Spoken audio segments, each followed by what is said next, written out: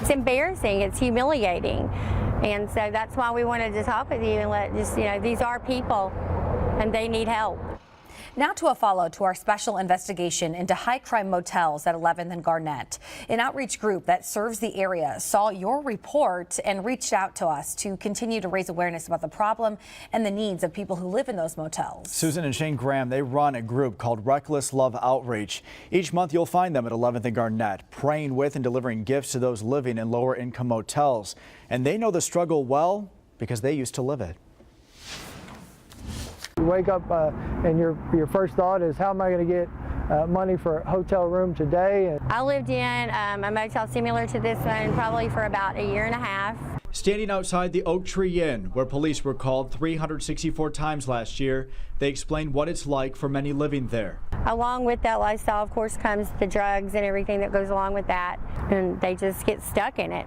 And it's just hard. It's hard to get out of because you're caught in an addictive lifestyle, you're caught into day-to-day survival, and you just can't get out.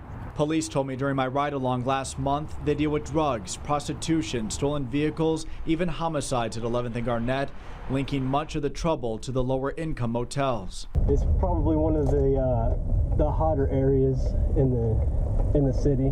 That's the biggest source of the issue, is the homelessness. Susan and Shane are working to be part of the solution.